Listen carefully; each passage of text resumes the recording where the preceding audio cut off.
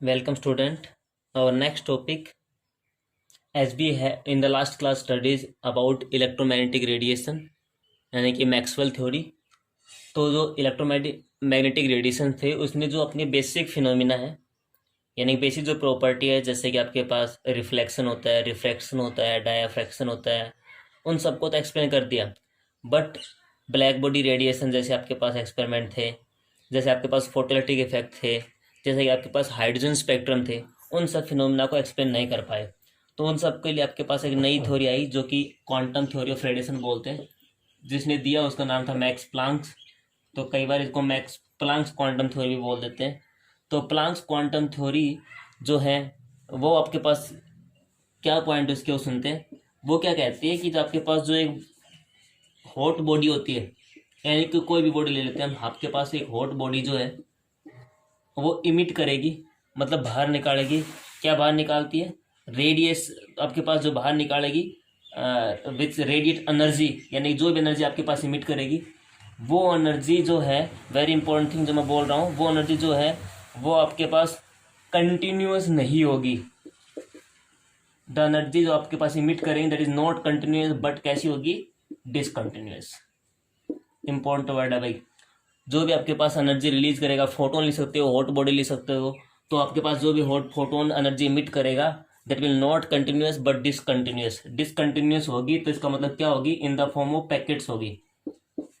ठीक है भाई, डिसकंटिन्यूस एनर्जी सप्लाई करेंगे, मतलब एनर्जी कैसे सप्लाई करेंगे? अगर किसी को एक एनर्जी चाहिए तो एक पैकेट सप्लाई करेंगे, किसी को 1.5 चाहिए तो या तो एक लो या दो लो, सिंपल सी बात सही है।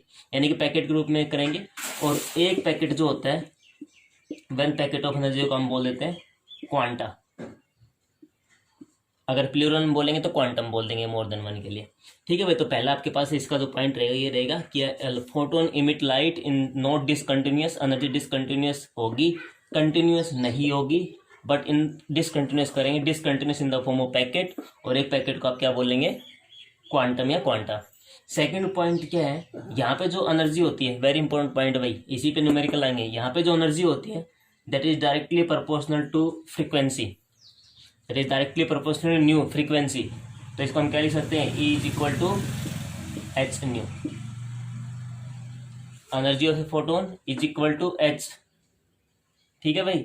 एज आपके पास क्या है? प्लांक्स कांस्टेंट, इसकी वैल्यू बताता हूँ, याद रखनी पड़ेगी, 6.6 10⁻⁴ जूल सेकेंड। ठीक है भाई।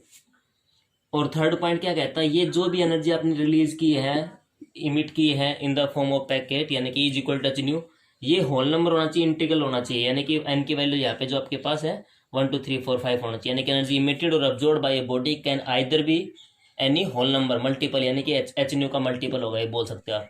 तो ये आपके पास 1 2 3 4 5 इस तरीके से आपके पास ऑब्जर्व होंगी। तो ये आपके पास इसके पॉइंट्स रहेंगे, यानी कि इसके पोस्टुलेट रहेंगे। वेरी इंपॉर्टेंट थिंग, इसके ऊपर आपके पास न्यूमेरिकल्स भी फाइंड आउट करता है। अगर इसी फॉर्मूले का हम और थोड़ा एक्सटेंडेड करना चाहें, इसी फॉर्मूले का अगर हम और एक्सटेंडेड रूप में देखें भाई कैसे कैसे न्यूमेरिकल हो सकते हैं इसके ऊपर, तो क्या इस फॉर्मूले को मैं ऐसे लिख सकता हूँ? E is equal to H nu. ये तो आपने लिख रखा है, सही है भाई। क्या मैं इसी क्वेश्चन को कैसे लिखता हूँ? अगर ये फोटोन वाला एच सी अपॉन लैम्बडा, कल हमने रिलेशनशिप पढ़ा था। ठीक है भाई, कल जो हमने रिलेशनशिप पढ़ा था उसी के ऊपर आप इसको लिख सकते हैं। तो अपने पास जो प्लांक्स थ्योरी थी उसमें आपके पास जो एनर्जी निकालने का फॉर्मूला अपने पास आया that is E is equal to H nu. Planck's constant जिसकी वैल्यू मैं आपको बता चुका हूँ 6.6 10⁻⁴। न्यू आपके पास फ्रीक्वेंसी होगा। अगर आपको फ्रीक्वेंसी दे रखा है तो डायरेक्ट मल्टीप्लाई करके एनर्जी निकाल सकते हैं। अगर आपको क्वेश्चन में लैम्बडा गिवन है तो आपके पास फोटोन वाला केस होगा। एच की वैल्यू आपको पता है, ये रही। सी की वैल्यू आपको पता है 3 × 10⁸। लैम्बडा आपके पास क्वेश्चन में होगा, मीटर में लेके आओ क्योंकि वो मीटर में आपके पास होती है। बाकी चेंज कर लो सेंटीमीटर, आपकी मर्जी है, तो यहाँ से निकाल सकते हैं। अगर ये नहीं तो देखो आपको पता है एच सी, ये आपके पास ऊपर लिखा हुआ है यहाँ पे 1/λ। कल हमने वेव नंबर पढ़ा था। वेव नंबर का फॉर्मूला क्या था भाई? 1/λ। तो 1/λ वेव नंबर लिख सकते हैं। आपके पास next formula H 1/t time period. कल भी एक फॉर्मूला पढ़ा था कि टाइम पीरियड क्या होता है? 1/न्यू। तो यहाँ पे 1/न्यू करेंगे, टाइम पीरियड आपके पास हो जाएगा। तो ये कोई भी फॉर्मूला पे अप्लाई, बाकी मेनली क्वेश्चन इन दो फॉर्मूलाज पे आपके पास किताब में वगैरह गिवन होंगे। नेक्स्ट क्वेश्चन आपके पास है calculate energy associated with the photon of light having wavelength 6000 angstrom. तो अपने को लैम्बडा की वैल्यू मिल गई भाई 6000 एंगस्ट्रॉम। एंगस्ट्रॉम में है तो मैं लिख देता हूँ 6000 इंटू 10⁻⁻10 मीटर। ठीक है भाई, we have to calculated energy. Energy का फॉर्मूला एच न्यू, न्यू नहीं है, क्या है लैम्बडा अपने पास, एच सी अपॉन लैम्बडा। बस एच की वैल्यूज लिखो 6.6 10⁻34, सी की वैल्यू 3 × 10⁻8, मीटर में है तो उसको मीटर में ले रखा हमने 6000 10⁻10। दैट्स इट, कैलकुलेट करोगे इसको। ठीक है भाई, अगर क्वेश्चन में कभी काइनेटिक एनर्जी दे रखी हो तो काइनेटिक एनर्जी का फॉर्मूला क्या दे रखा है, 1/2 mv²। इलेक्ट्रॉन का केस हो सकता है वो, तो इलेक्ट्रॉन का मास आपको पता है, v निकाल लेंगे यहाँ से। आप इसकी वैल्यू मान लो कुछ भी दे रखी है 100 दे रखी है तो आप v निकाल लो, बस आगे क्वेश्चन ऐसे प्रोसीड कर लो। ठीक है भाई, तो इस टाइप के आपके पास क्वेश्चन देख सकते हैं इसके ऊपर। Next we have electromagnetic spectrum. इन इलेक्ट्रोमैग्नेटिक वेव का जो हम स्पेक्ट्रम स्टडी करते हैं उनके बारे में आपके पास आता है। तो इलेक्ट्रोमैग्नेटिक के जो आपके पास स्पेक्ट्रम आए, जो बैंड्स हैं, इनको हमने अलग अलग इस तरीके से लिखा है, यानी कि एक अरेंजमेंट है। अरेंजमेंट है, किसका अरेंजमेंट है, या तो इंक्रीजिंग वेवलेंथ के ऑर्डर में, इंक्रीजिंग वेवलेंथ के ऑर्डर में, या फिर डिक्रीजिंग फ्रीक्वेंसी। बात तो यही है। लैम्बडा आपके पास कल रिलेशनशिप आपने पढ़ा था भाई कि अगर अपने को लैम्बडा निकालना c/न्यू होगा, तो जब ये आपके पास दिख रहा है इसको हम कैसे बोलते हैं, रेसिप्रोकल, यानी कि इन्वर्सली प्रोपोर्शनल। तो जब ये चीज़ बढ़ेगी तो अपने आप घटेगी। ठीक है भाई, तो लैम्बडा के बढ़ते हुए वेवलेंथ का इंक्रीजिंग ऑर्डर या फिर फ्रीक्वेंसी का। और अगर इसको और एक्सटेंड करो तो E = h न्यू। और जब ये चीज़ बढ़ेगी तो ये भी बढ़ेगी, और यहाँ पे घट रही है तो ये भी घटेगी, तो एनर्जी का घटता हुआ क्रम बोल दो आप इसको। तो हमने जो चीज़ ली थी यहाँ पे, इस साइड आपके पास एनर्जी डिक्रीज होगी। ठीक है भाई, लैम्बडा की वैल्यू इंक्रीज हो रही है और फ्रीक्वेंसी की वैल्यू भी डिक्रीज हो रही है। तो ये आपके पास एक अरेंजमेंट लिखा है, इस अरेंजमेंट को इलेक्ट्रोमैग्नेटिक स्पेक्ट्रम बोलते हैं, यानी कि अरेंजमेंट ऑफ वेरियस रेडिएशन जो आपके पास है, electromagnetic radiation, in order to increasing wavelength decreasing frequency, उसको आप इलेक्ट्रोमैग्नेटिक स्पेक्ट्रम बोलते हैं। जिसमें आपके पास रेंज देखो, यहाँ पे लैम्बडा की वैल्यू जो है 0 से 0.1 के बीच में है, और वहाँ पे जाके 10⁻9 13 करीब हो गया। तो cosmic rays, gamma rays, X rays, UV rays, visible, जिसमें हमें को दिखाई देता है, जिसमें आपके पास जो सारे कलर आते हैं जिसको आप विबग्योर से बोलते हैं,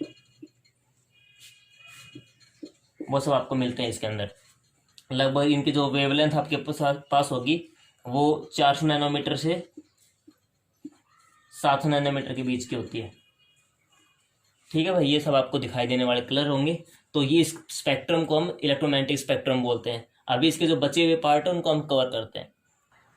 next we have spectrum. Spectrum आपके पास क्या है कि जो आपके पास इंप्रेशन प्रोड्यूस हुआ, जो स्क्रीन के ऊपर आपको चीज़ दिखी, अपने पास कोई लाइट गई स्क्रीन पे जाके टकराई, जो इंप्रेशन जो वहाँ पे अपने को दिखाई दिया, उसको अगर हम अरेंजमेंट करें वेवलेंथ वाले ऑर्डर में तो उसको हम बोलते हैं, एनालाइज करने के बाद माइक्रोस्कोप वगैरह से, तो उसको हम बोलेंगे स्पेक्ट्रम। स्पेक्ट्रोस्कोप से दे सकते हैं आप, इसके लिए यहाँ पे जो इसको देखने का जो इंस्ट्रूमेंट होता है उसको स्पेक्ट्रोस्कोप बोल देते हैं। ठीक है भाई, तो यहाँ पे दो टाइप का आपके पास स्पेक्ट्रम बनेगा। एक आपके पास होता है इमिशन स्पेक्ट्रम, एक होता है एब्जॉर्प्शन स्पेक्ट्रम। सिर्फ बेसिक आपके पास थ्योरेटिकल क्वेश्चन है। इमिशन स्पेक्ट्रम आगे चल के दो टाइप का होता है, लेकिन देखो साफ वर्ड इमिट से बड़ा है, अब्जॉर्ब वर्ड से बड़ा है। ठीक है, तो इसमें आपके पास पढ़ते हैं पहला, जैसे कि अपने पास कोई प्रिज्म है। ठीक है भाई, यहाँ से कोई व्हाइट लाइट इसके ऊपर जाके टकराती है। व्हाइट लाइट आपके पास है, मतलब सन वगैरह से, इनकैंडेसेंट लैंप वगैरह से अपने को मिला है। तो जैसे इसके ऊपर जाके टकराई, सही पता है अपने को यहाँ पे 7 कलर मिल जाते हैं, 1 2 3 4 5 6 7 कलर आपको मिल जाएंगे। ठीक है भाई, तो ये 7 कलर आपको मिल जाएंगे, विबग्योर से लेके रेड तक के। ओके, यहाँ पे आपको 7 कलर जो मिलेंगे उसके बीच में कोई बाउंड्री नहीं होगी, नो गैप या नो बाउंड्री बिटवीन 2 कलर। दो अगर कलर है, जैसे आपके पास विबग्योर में वायलेट और इंडिगो, इसके बीच में कोई कलर नहीं आएगा।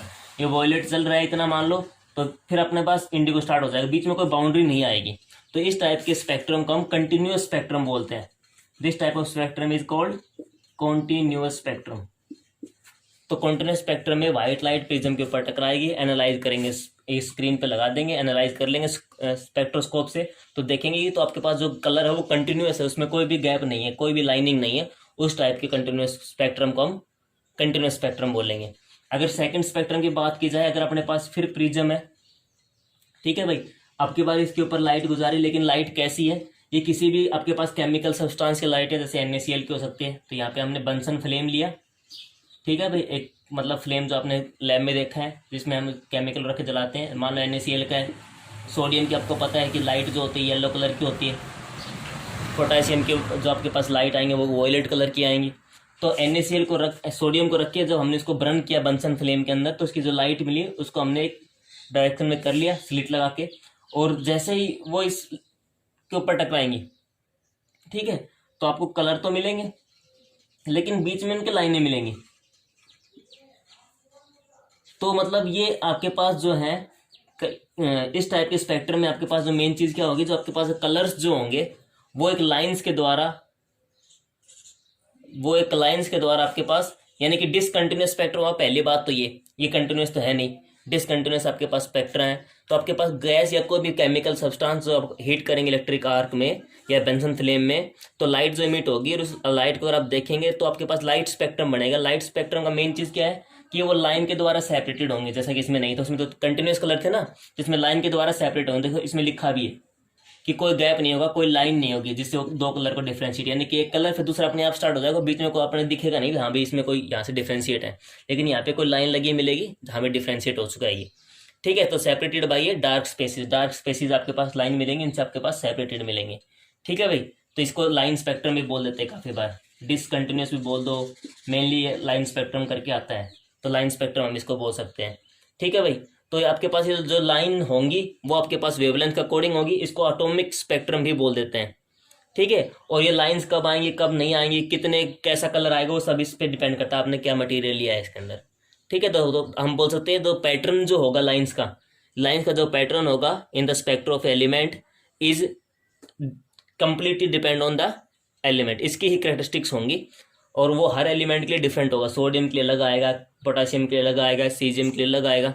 तो हम ऐसा बोल सकते हैं अगर हमारे ये स्पेक्ट्रम मिल जाए तो हम इसका पता कर सकते हैं कौन सा एलिमेंट था। बिल्कुल भाई जी, तो फिंगरप्रिंट रीजन ही तरह हुआ, जैसे हर आदमी के फिंगरप्रिंट अलग होते हैं, तो इससे हम इसको फाइंड आउट कर सकते हैं क्योंकि तो हर का अलग है, ठीक है। तो ये आपके पास दो टाइप के स्पेक्ट्रा थे इमिशन में। पहला आपके पास कंटिन्यूस व्हाइट लाइट डालेंगे प्रिज्म पे, आपको कंटिन्यूस सातों कलर मिलेंगे, कोई गैप नहीं होगा, कंटिन्यूस बोल लेंगे। लेकिन आपके पास व्हाइट लाइट नहीं, यहाँ पे किसी भी केमिकल सब्सटेंस की लाइट या कोई गैस की लाइट आप वहाँ पे पुटअप करेंगे तो आपके पास जो डिसकंटिन्यूस स्पेक्ट्रा मिलेगा और बीच में लाइन के द्वारा सेपरेटेड होगा, उसको हम लाइन स्पेक्ट्रा, एटॉमिक स्पेक्ट्रा या spectrum, atomic spectrum, line spectrum आप या डिसकंटिन्यूस स्पेक्ट्रम हम इसको बोल सकते हैं। नेक्स्ट में अपने पास जो रहेगा दैट इज एब्जॉर्प्शन। फिर अपने पास है भाई एब्जॉर्प्शन स्पेक्ट्रा, वर्ड है एब्जॉर्ब, समझ गए होंगे मेरे ध्यान में। प्रिज्म होगा, उसमें तो क्या था हमने डायरेक्ट प्रिज्म के ऊपर लाइट फेंकी थी, लेकिन इस केस में नहीं करेंगे क्योंकि इसमें तो पहले वो अब्जॉर्ब करानी है।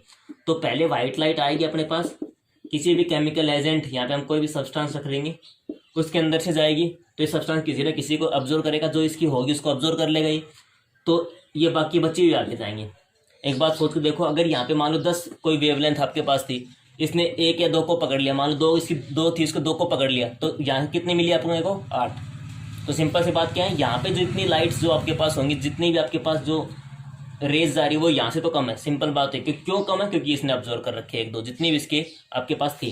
तो अपने पास यहाँ पे फिर बैंड आने हैं, फिर कलर आने हैं, लेकिन कौन सा कलर नहीं आएगा, क्योंकि वेवलेंथ के कोरस्पॉन्डिंग कलर होता है हमेशा, ठीक है। हर वेवलेंथ का कुछ ना कुछ कलर होता है, तो भाई यहाँ जो रुक चुकी है उनका तो कलर आएगा नहीं, तो जो आएंगे वो आएंगे, यहाँ वाले कलर आएगा नहीं, उसी जगह पे क्या आ जाएंगे आपके पास डार्क बैंड्स आ जाएंगे। डार्क बैंड किस वजह से, इस सब्सटेंस की वजह से, ठीक है भाई। तो आपके पास व्हाइट लाइट को किसी सब्सटेंस डालेंगे, वो ऑब्जर्व कर लेगा, फिर उसको हम एनालाइज करेंगे प्रिज्म के ऊपर डाल के, तो आप देखेंगे कि आपके पास कुछ स्पेक्ट्रम मिल रहे हैं। डिसकंटिन्यूस तो है ये, साथ में आपको बिल्कुल डार्क स्पेसिस मिलेंगे, और डार्क स्पेसिस किस वजह से, इस केमिकल एजेंट वो अलग अलग जगह पे आपके पास होंगे, ठीक है भाई। तो आप बोल सकते हैं कि आपके पास कोई भी व्हाइट लाइट होगी जिसके पास लगभग सारी वेवलेंथ है विजिबल रीजन की, विजिबल रीजन 400 से 700 अपने नैनोमीटर देखा था, तो वहाँ के सारे विजिबल की उसकी अगर वेवलेंथ है वो पास करेंगे किसी भी एक मीडियम से, सब्सटेंस या कोई भी केमिकल से, और उसको ट्रांसमिट करने के बाद हम प्रिज्म पे डाल लेंगे और देखेंगे तो आपको दिखेगा कुछ डार्क लाइंस या बैंड्स आपको दिखाई देंगे,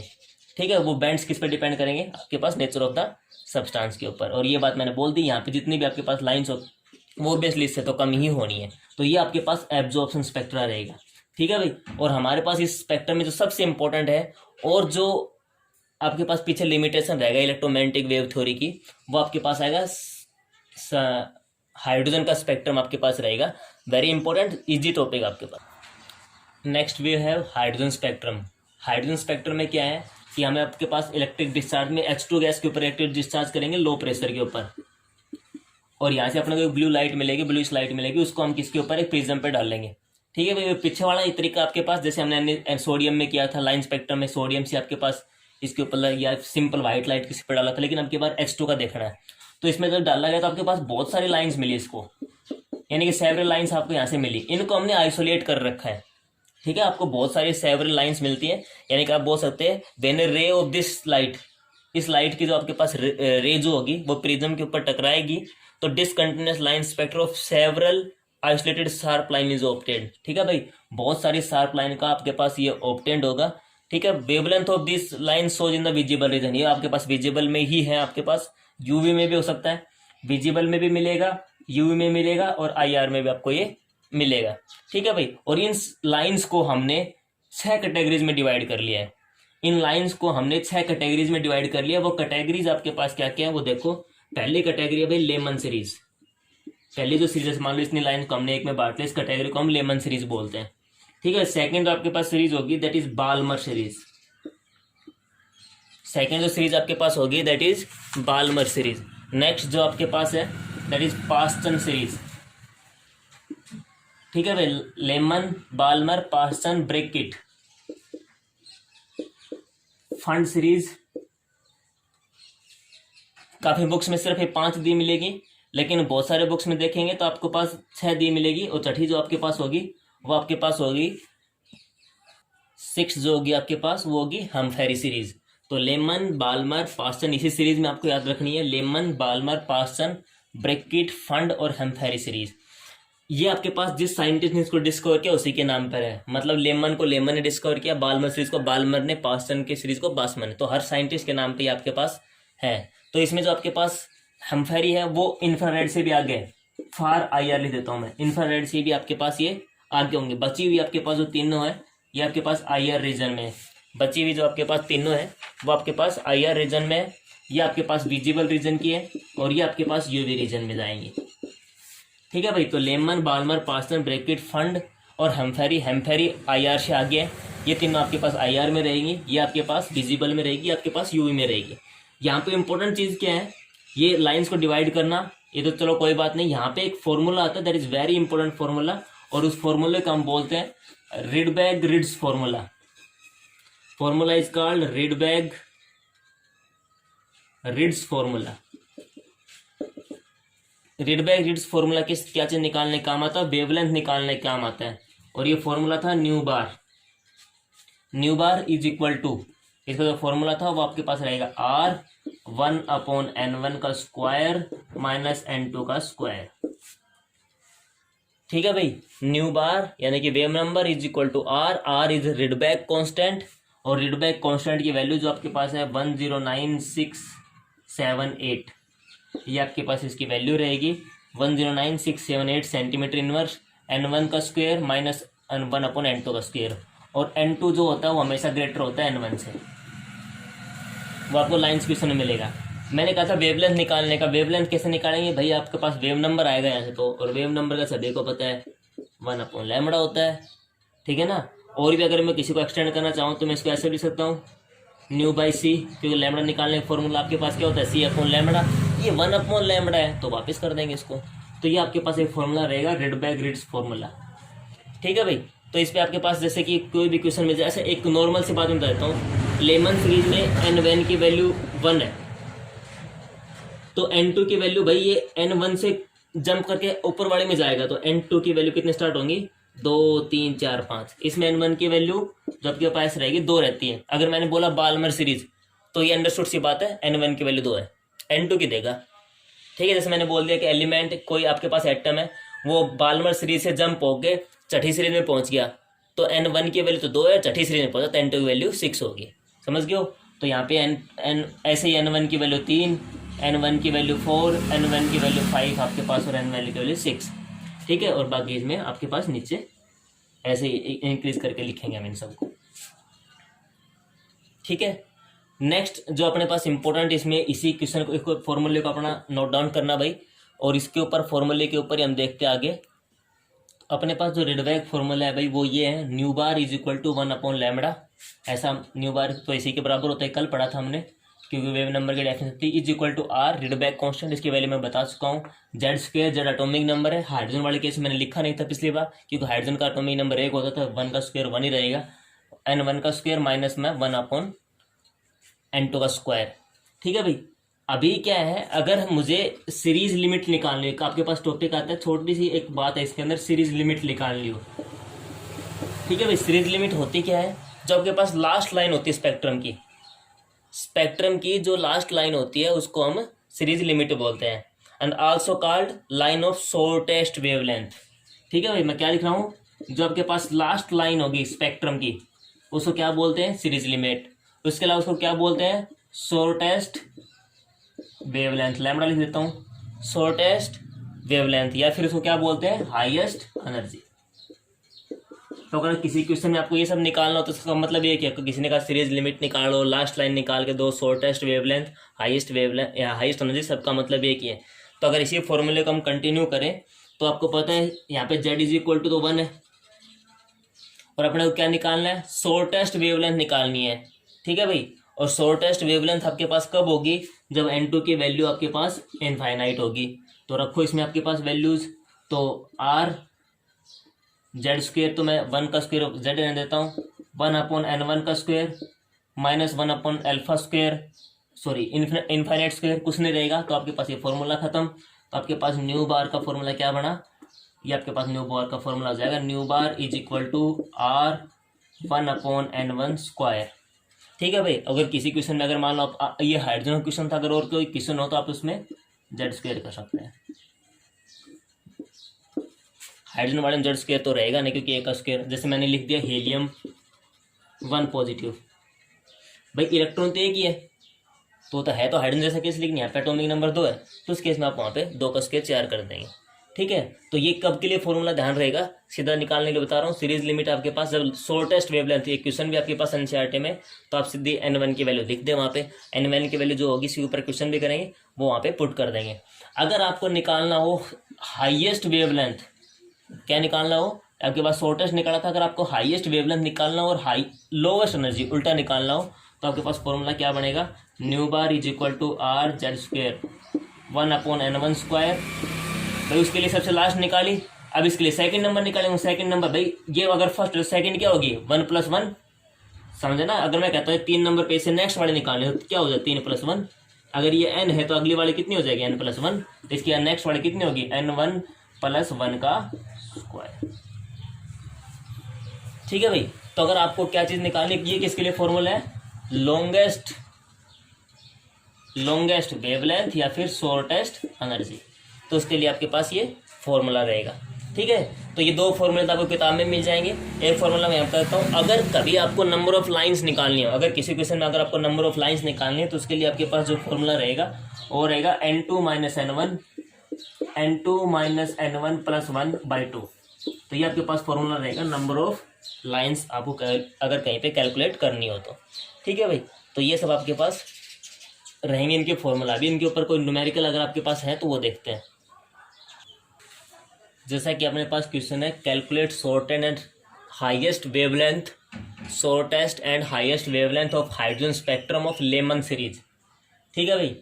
तो लेमन सीरीज में शॉर्टेस्ट वेवलेंथ और हाईएस्ट वेवलेंथ का फॉर्मूला निकालना आपको, वैल्यू निकालनी है।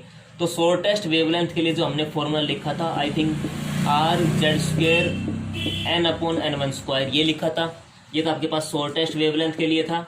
और जब हमने हाईएस्ट वेवलेंथ के लिए फॉर्मूला लिखा था तो वो था nu bar is equal to R Z square 1/n1 का स्क्वायर माइनस n1 प्लस इसका स्क्वायर। ठीक है भाई।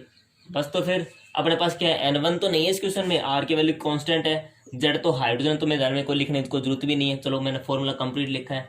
हाइड्रोजन के लिए z की वैल्यू देखो, गिवन क्या चीज़ है वो देख लो। हाइड्रोजन है तो z की वैल्यू 1 है, एटॉमिक नंबर z है। लेमन सीरीज है तो n1 बताओ कितना रहेगा।